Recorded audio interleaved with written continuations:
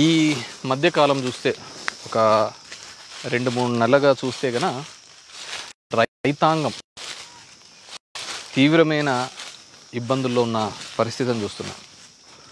ముఖ్యంగా చూస్తే మా అనంతపూర్ జిల్లా లాంటి కరువు జిల్లాలో ఈరోజు హార్టికల్చర్ అనేది ఎక్కడా లేని విధంగా చాలా బాగా ఉంది అన్నమాట. ముఖ్యంగా కడప అనంతపూర్ జిల్లాలో ఇప్పుడు ఎప్పుడూ లేనంత విధంగా ఈ అనంతపూర్ జిల్లాలో పండించిన పంటకు గిట్టుబాటు ధర లేని పరిస్థితి ఏర్పడుతుంది. అది ఏ పంట అయినా తీసుకున్నా కానీ అలాంటిది ఉంది. హార్టికల్చర్ ఒక 25% 30% ఉంటే మిగతాదంతా కూడా గ్రౌండ్ నట్ కానీ రెడ్ గ్రామ్ కానీ ఇలాంటి దానిల మీద ఎక్కువగా ఆధారపడి ఉంటారు. ముఖ్యంగా కోవిడ్ లాంటి సమయంలో చాలామంది కూడా సాఫ్ట్వేర్ ఉద్యోగులు ఊర్లలో ఉన్నప్పుడు వాళ్ళకున్న భూమిలో అది 5 ఎకరాలో 10 ఎకరాలో అప్పుడు ఇంటి దగ్గర ఉన్నామని చెప్పేసి ఉద్దేశంతో చాలా హార్టికల్చర్ కూడా ఎక్కువగా పెట్టుకోవడం జరిగింది. సరే, ఎందుకంటే ఆ రోజు ఉన్న రేట్లు కూడా పోయిన గవర్నమెంట్లో ఉన్న రేట్స్ కంపేర్ చేస్తే అది వేరుశెనగ కావచ్చు, కంది కావచ్చు, చీనీ కావచ్చు, అదేవిధంగా మామిడి కావచ్చు, అరటి కావచ్చు, చాలా మంచి ప్రైజింగ్తో ఉండేది. కొద్దిగా రైతాంగం కూడా వీటి మీదకి ఇంట్రెస్ట్ చూపిస్తూ రావడం జరిగింది.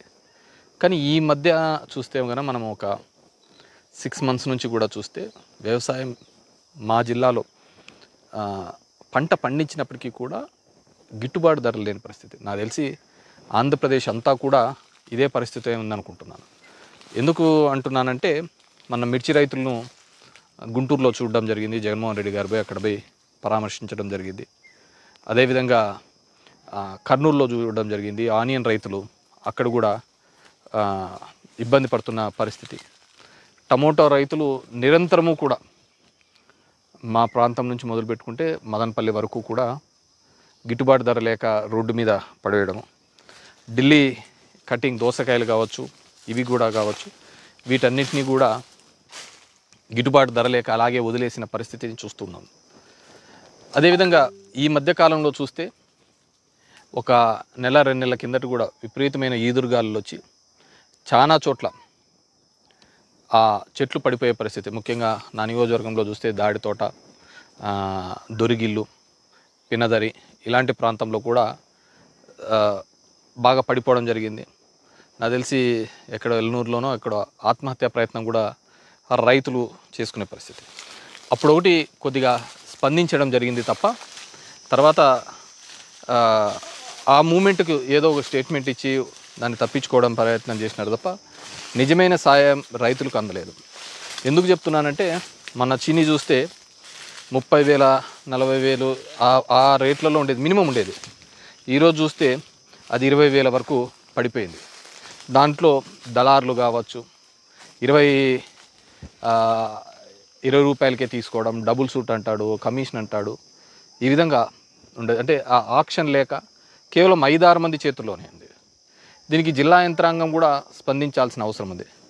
సో ఆ చర్యలు కూడా చేయటం లేదు. ఎందుకంటే కేవలం ఒకరిని కక్ష సాధింపు చర్యలో భాగంగా అవి చేస్తాము ఇవి చేస్తాము పేపర్లకు హైలైట్ అయిదామనే పద్ధతిని చూస్తున్నారు తప్ప ఒక రైతాంగం, ఇంతమంది రైతాంగం ఇబ్బంది పడుతున్నారని ఎక్కడే కానీ లేదు. ఈరోజు చీనీ చూస్తుంటే అలాగే అయిపోయింది, కర్బూజా చూస్తుంటే అలాగే అయిపోయింది, అరటి 6,000 10,000కి పడిపోయిన పరిస్థితి. ఇంత దారుణంగా ఎప్పుడు లేదు. మన ఎప్పుడు చంద్రబాబు నాయుడు గారు అక్కడికి వచ్చినప్పుడు చెప్తున్నారు, అనంతపురం జిల్లాకు వచ్చినప్పుడు ఇక్కడిది విదేశాలకు కూడా పోతుందంట అరటి అని. విదేశాలకు పోతుంటే రేట్ ఎక్కడ? కేవలం 4-5 మంది బ్రోకర్ల చేతిలో పడి ఈరోజు రైతాంగం అంతా ఇబ్బంది పడే పరిస్థితి ఉంది. ఆ ఎంఎస్పి కూడా లేని పరిస్థితి, గ్రౌండ్ నట్ కూడా అదే పద్ధతిలో ఉంది. నేను మొన్న ఎప్పుడో అగ్రికల్చర్ ఆఫీసర్తో మాట్లాడి ఏమిందంటే అదేదో పచ్చ పురుగు వచ్చింది సార్, బయటికి బాగా ఏపుగా కనపడుతుంది కానీ కింద కాయలు కూడా లేవు వేరుశెనగకు అని చెప్పే పరిస్థితి. దోసకాయ చూసినామంటే 60 రూపాయలతో మొదలైనది ఇప్పుడు 4 రూపాయలు 5 రూపాయలకి రావడం జరిగింది. అంటే ఇవన్నీ రింగ్ చేస్తున్న చంద్రబాబు నాయుడు ఈ మధ్యన అక్కడ ఇక్కడ ఆపి వాళ్ళను వీళ్ళను అందరినీ నిలబెట్టి మన ఒక బార్బర్ షాప్ లేకపోవడం చూసినాము, మళ్ళీ ఒక మెకానిక్ షాప్ దో ఏమైనా కావచ్చు. నేను చంద్రబాబు నాయుడు గారిని కోరుకునేది ఒకటే, మీరు ఖచ్చితంగా అది నిజంగంటే ఒక మేలు చేయాలి అనుకున్నప్పుడు ఈ ఈ ఈ రాష్ట్రంలో ఇంతమంది రైతాంగం ఉంది, ఈ విధంగా ధరలు పడిపోతూ బ్రోకర్ల చేతులలో రైతులు ఇబ్బంది పడుతున్నప్పుడు ఏం చేస్తున్నారు? జిల్లా యంత్రాంగం ఎక్కడైనా కానీ స్పందిస్తుంది. మంత్రి అచ్చెన్నాయుడు గారు ఏమైనా మీటింగ్స్ పెట్టుకున్నాడా? ఎక్కడ కానీ మీటింగ్లు పెట్టుకున్నట్టు కనపడలేదే. ఇది ఖచ్చితంగా ఎంత ఇబ్బందులు పడుతున్నారో రైతులకు ఖచ్చితంగా వెళ్ళి తెలుసుకోండి. మీరు ఎక్కడన్నా మీటింగ్ వెళ్ళినప్పుడు మీరు వెళ్తున్న ఆ బార్బర్ షాపు, మెకానిక్ షాప్తో పాటు ఆ రైతుల తోటలోకి వెళ్ళండి, ఆకస్మికంగా వెళ్ళండి, లేదంటే ఒక మార్కెట్ యార్డ్కి వెళ్ళండి. అక్కడ మార్కెట్ యార్డ్లో ఏ విధంగా గిట్టుబాటు ధరలు వస్తున్నాయో చూడండి. మన మేనిఫెస్టోలో చాలా చెప్పినాం రండి, గిట్టుబాటు ధరలని అవి అని ఇవన్నీ ఎన్నో చెప్పినాం. కానీ దయచేసి ఒకసారి మార్కెట్ యార్డ్లోకి వెళ్ళండి, తెలుస్తుంది కదా ఎంఎస్పి ప్రైస్ ఏ విధంగా ఉంటుందో అని చెప్పేసి. కేవలం ఒక కక్ష సాధింపు చర్యల భాగంగానే ఇవి చేస్తున్నారు. కానీ జిల్లా యంత్రాంగం అంతకంతకు విఫలమైపోయింది. జిల్లా యంత్రాంగం అంతకంతకు విఫలమైపోయింది. ఎందుకంటే మీ ప్రియారిటీస్లలో అగ్రికల్చర్ లేదు. మొదటి నుంచి కూడా మీ ప్రియారిటీస్లలో అగ్రికల్చర్. ఆ విధంగా అగ్రికల్చర్ ఉంటే ఒక రాజధాని కోసము మన ఒక 40 ఎకరాలు ఇంకొక 40 ఎకరాలు తీసుకొని అక్కడ పచ్చని భూములు సరే రేట్లు వస్తున్నాయని ఇంకో విధంగా ఏదో విధంగా మనం మభ్యపెట్టచ్చు. కానీ మన తిండే ఫుడ్కు కూడా గిట్టుబాటు ధర లేకుంటే వ్యవసాయం పండించాల్సిన రైతు కూడా ఇబ్బంది పడే పరిస్థితి ఏర్పడుతుంది. దయచేసి ఈ ప్రభుత్వాన్ని నేను కోరుతున్నాను, రైతులు చాలా ఇబ్బందికరమైన పరిస్థితి ఉంది. దగ్గర నెలన్నర రైతాంది అరటి రైతులకు గాలులు వచ్చి పడిపోయిన పరిస్థితి. ఇంతవరకు వాటికి ఎంత ఇస్తారో ఏమి ఇస్తారో కూడా చెప్పలేని పరిస్థితి. ఎన్యూమరేషన్ ఎంత చేసినారో కూడా తెలియదు, ఎంతమంది రైతులు పోయినారో తెలియదు. మేము ఎవరైనా వైఎస్ఆర్సీపీ వాళ్ళని అడిగి పోయినారు అంటే నువ్వు రైతును కూడా పార్టీల పేరుతో చెప్పే పద్ధతికి ఇతను వైసీపీ ఇతను మన పార్టీ అని. నాకున్న ఇన్ఫర్మేషన్ అయితే ఒక 30-40 మంది అసలు పంటే పెట్టుకోకుండా కూడా రాసేసినారు. అదేవిధంగా 40-50 మందిని అసలు ఆ రైతులను కూడా గుర్తించలేని పరిస్థితిలో ఉన్నారు. సో ఇది నిజంగా అంటే దౌర్భాగ్యమైన పరిస్థితి. రైతు అనే వ్యక్తి చాలా ఇబ్బందుల్లో ఉన్నాడు. వాటర్ టేబుల్ కూడా, బోర్లు కూడా చాలా వరకు తగ్గిపోతున్న పరిస్థితి. అంటే బేసిక్గా సమ్మర్ వస్తుంది కాబట్టి ఖచ్చితంగా అవి బోర్లలో కూడా నీళ్లు తగ్గుతాయి. వీటిని ఇమ్మీడియట్గా రెస్పాండ్ అయ్యి మీ అగ్రికల్చర్ మినిస్ట్రీ కానీ సీఎంఓ కానీ ప్రత్యేక చొరవ చూపుకొని దీని మీద రెస్పాండ్ కాకపోతే ఈ దళారుల చేతిలో ఖచ్చితంగా రైతు నాశనం అవుతున్నాడు. మనం బయట చూస్తుంటే నేను ఎవరో చెప్పినాను, మునగకు కూడా రేటు పడిపోయింది నిన్న అని. ఎట్లా అంటే ఎవడు ఇంటర్ఫీర్ కావటంలే. గతంలో ఒక భయం అనేది ఉండేది. ఈ విధంగా ఎవడైనా ఏంటంటే గవర్నమెంట్ నేను కొంటానని ప్రొక్యూర్ చేయడానికి వచ్చింది. నాకు ఐ డూ రిమెంబర్ పోయిన గవర్నమెంట్లో చీనీ 1,00,000 వరకు కూడా పోయింది టన్ను. ఈరోజు ఏంది 15,000 20,000 వరకు ఉంది. దాన్ని దాటాలంటే కష్టమవుతుంది. మళ్ళీ డబుల్ సూట్ అంటాడు, పర్సెంటేజ్ అంటాడు. నాట్ ఓన్లీ ఇదే కాదు, వేరుశెనగలోనూ అలాగే వచ్చింది. అసలు దీని గురించి రివ్యూ మీటింగ్లు పెట్టుకుంటేనట్లు కనపడటం లేదు. అగ్రికల్చర్ గురించి ఎంతసేపు నేను కూడా రోజు బ్యానర్ ఐటమ్ చూస్తున్నాను. ఎంతసేపు ఆ పెద్ద పెద్ద బిల్డింగ్లు ఫోటోలు చూపించడము, వాళ్ళని కేసులో ఇరికిచ్చినా వీళ్ళని కేసులో ఇరికిచ్చినా ఇవి కనపడతానే తప్ప అగ్రికల్చర్ గురించి మీరు వచ్చిన ఈ సంవత్సరంలో ఎన్ని రివ్యూ మీటింగ్స్ పెట్టుకుని మీరు తీసుకునే యాక్షన్స్ ఏంటి? మీరు పెట్టుకునే యాక్షన్స్ వల్ల ఎంతమందికి రిజల్ట్ ఆ గ్రౌండ్ లెవెల్లో కనపడుతుంది. సో డెఫినెట్గా అయిపోయింది, సంవత్సరం కూడా అయిపోయింది. ఇప్పటికీ ఇంకా మీరు పొద్దున్న లేచినా నుంచి ప్రతిపక్షాల మీద ఏడుపు మానేసి ఖచ్చితంగా మీకు ఇంత మ్యాండేట్ ఇచ్చిన తర్వాత జనం దగ్గరికి వెళ్ళండి, మార్కెట్ యార్డ్స్ విజిట్ చేయండి. జిల్లా యంత్రాంగం అంతా కూడా మార్కెట్ యార్డ్ విజిట్ చేయండి. ఎందుకు ఫ్లక్చువేట్ అవుతుంది, ఇంతగా దళార్లు తింటున్నారనేది కూడా చేయాల్సిన బాధ్యత మీ మీద ఉంది. ఎందుకంటే మిర్చి రైతులు ఆ విధంగా ఆ రోజు కొట్లన్నారు, ఆనియన్ రైతులు, టమోటా రైతులు, చీనీ రైతులు, దోసకాయ, వేరుశెనగ రైతులు, ప్రతి ఒక్క రైతు ఇబ్బంది పడే పరిస్థితి ఉంది. డెఫినెట్గా వాటి మీద చర్యలు తీసుకోవాలని చెప్పేసి కోరుతున్నాము. ఇట్లాగే గత ప్రభుత్వంలో అయితే ఇన్సూరెన్స్ కూడా ప్రభుత్వమే కట్టి ఆ ఇన్సూరెన్స్కు దానికి ఇది లేకుండా నష్టం జరిగిన నెల రోజుల లోపల ఆ నష్టాన్ని ఇచ్చే పద్ధతిలో గతంలో జరిగేది. అది అందరికీ తెలిసినది.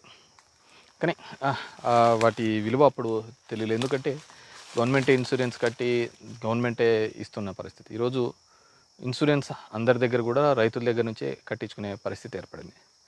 ఈరోజు మామిడి చూసినాము అంటే మామిడికి విపరీతమైన లాస్, ఆ పూత పూయేది కూడా పూత రాలిపోవడము ఇవన్నీ కూడా జరుగుతాయి. ముఖ్యంగా మా ముదుగుబ ప్రాంతం లాంటి ప్రాంతంలో మామిడి ఎక్కువగా ఉంటుంది. దాంట్లో కూడా చాలా ఇబ్బందికరమైన పరిస్థితి ఏర్పడింది. అదేవిధంగా గతంలో నేను జిల్లేడుబండ అనే ఒక వాటర్ స్కీమ్ కూడా తీసుకొని రావడం జరిగింది.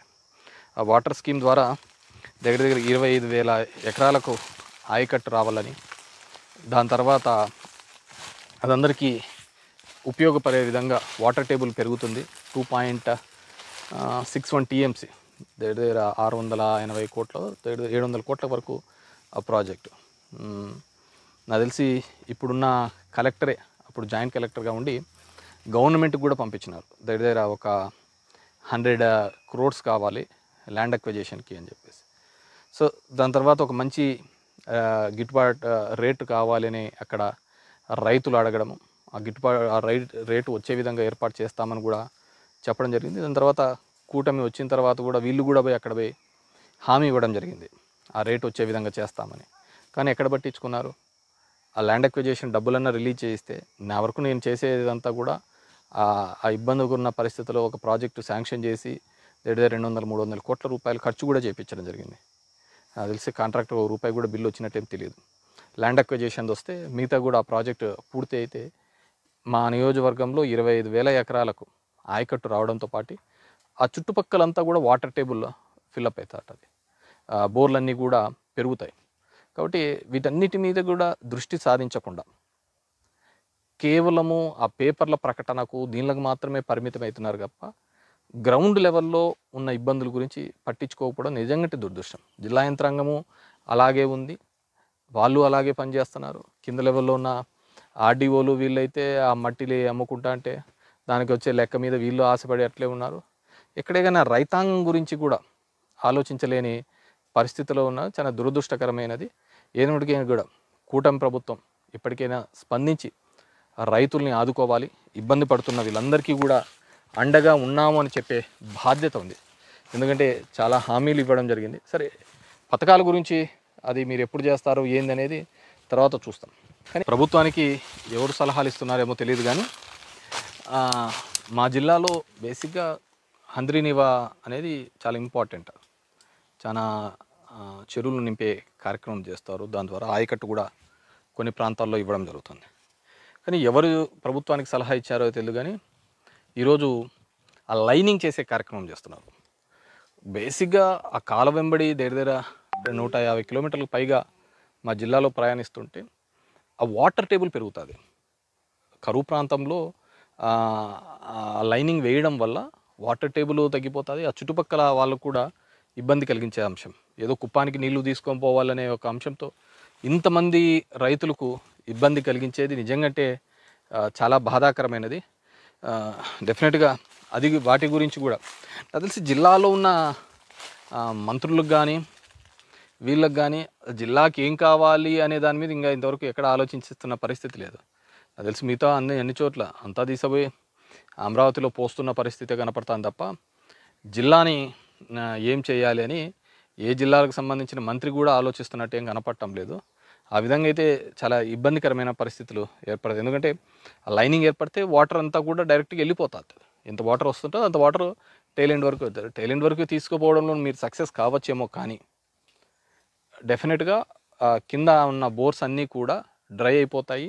ఈ ప్రాంతంలో మళ్ళీ ఎడారికే ఇప్పుడిప్పుడే మారుతున్న పరిస్థితులు, మారుతున్న సమీకరణలో రైతం కొద్దిగా ఊపిరి పీల్చుకుంటున్న సమయంలో ఇలాంటి చర్యల వల్ల నిజంగానే ఇబ్బంది పడే పరిస్థితి, ఇక్కడ అనంత రైతాంగం ఇబ్బంది పడే పరిస్థితి ఏర్పడుతుంది. డెఫినెట్గా వీటి మీద కూడా జిల్లా యంత్రాంగం, అనంతపూర్ జిల్లా అంటే మేము ఉమ్మడి అనంతపూర్ జిల్లా కిందికే లెక్క తీసుకుంటాం. కాబట్టి ఉమ్మడి జిల్లాకు సంబంధించిన మంత్రులు 3 మంత్రులు ఉన్నారు. వీళ్ళు ఖచ్చితంగా ఈ ప్రాంతం యొక్క ఆలోచన పరంగా ఈ ప్రాంతానికి ఏం కావాలి అనే దాని మీదే ఖచ్చితంగా ముందుకు వేస్తారని చెప్పేసి ఆ విధంగా చర్యలు తీసుకోవాలి. ఎందుకంటే మనం ఏది చేసినా కానీ మళ్ళీ భవిష్యత్తు మనల్ని ప్రశ్నించకూడదు. భవిష్యత్తు తరాలు వాళ్ళు అరే ఆ రోజు ఇలాంటి చర్యని అధికారంలో ఉండి కూడా వాళ్ళు ఏమీ చేయలేకపోయినారు అనే పద్ధతి ఈ ప్రాంతానికి సంబంధించిన వాళ్ళు. ఈ ప్రాంతానికి సంబంధించిన వాళ్ళు కాబట్టి ఖచ్చితంగా ఈ ప్రాంతం మీద అభివృద్ధికి ఇక్కడ రైతాంగం మీద మంచి చేయాలనే ముందుకు పోవాలని చెప్పి ఈ దళారీ వ్యవస్థ నుంచి రైతుకు గిట్టుబాటు ధర అందే విధంగా చర్యలు తీసుకోవాలని కోరుతున్నాం. Thank you.